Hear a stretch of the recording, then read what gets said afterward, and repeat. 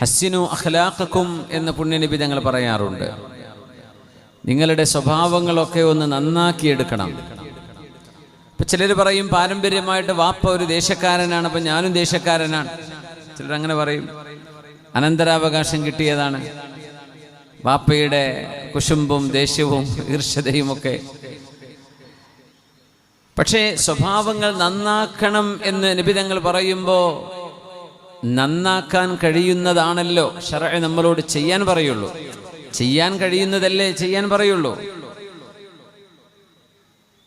ഹബീബായ തങ്ങളോട് ഒരാൾ വന്നിട്ട് നബിയെ ഔസിനി യാ റസൂലല്ലാഹ്, എനിക്കൊരു ഉപദേശം തരണേ നബിയെ എന്ന് ചോദിച്ചപ്പോൾ തങ്ങൾ കൊടുത്ത മറുപടി ലാ തഗ്ളബ് എന്നാണ്. ദേഷ്യപ്പെടരുത്, ഡോണ്ട് ഗെറ്റ് ആംഗ്രി. അയാൾ ചോദിച്ചു വേറെന്തെങ്കിലും നബി? തങ്ങൾ പറഞ്ഞു ലാ തഗ്ളബ്, നിങ്ങൾ ദേഷ്യപ്പെടുന്ന ആളാ, ആ ദേഷ്യം എടുത്ത് വെച്ചേക്ക്. വീണ്ടും ചോദിച്ചു നബിയെ വേറെന്തെങ്കിലും? അപ്പോഴും പറഞ്ഞെടുത്തു ലാ തഗ്ളബ്. അദ്ദേഹത്തിന് അത് മതി. അയാൾ വലിയ ദേഷ്യക്കാരനായിരുന്നു.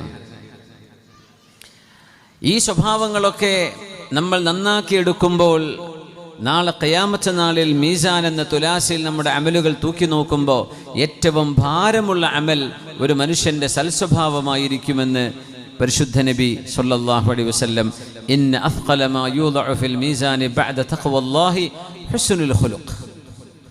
സൽസ്വഭാവമാണത്രേ നാളെ ഖിയാമത്ത് നാളിൽ തഖ്വ കഴിഞ്ഞാൽ ഭാരമുള്ളത്. മനുഷ്യരോട് പെരുമാറിയിരുന്നത്, ആളുകളോട് സംസാരിച്ചിരുന്നത്, ആളുകളുമായി കാര്യങ്ങൾ ഇടപാടുകൾ ചെയ്തിരുന്നത്, ആളുകളെ കാണുമ്പോൾ പുഞ്ചിരിച്ചിരുന്നത്, കാണുന്നവരോട് സലാം പറഞ്ഞിരുന്നത്, കുശലാന്വേഷണങ്ങൾ നടത്തിയിരുന്നത്, പുഞ്ചിരിച്ചുകൊണ്ട് ആളുകളോട് ഇടപഴകിയിരുന്നത്, സത്യം പറഞ്ഞിരുന്നത്, ദുഃഖങ്ങളിലും സന്തോഷങ്ങളിലും പങ്കുചേർന്നത്, അസൂയയില്ലാതെ തെളിഞ്ഞ ഹൃദയത്തോടുകൂടെ മനുഷ്യരെ സമീപിച്ചത്.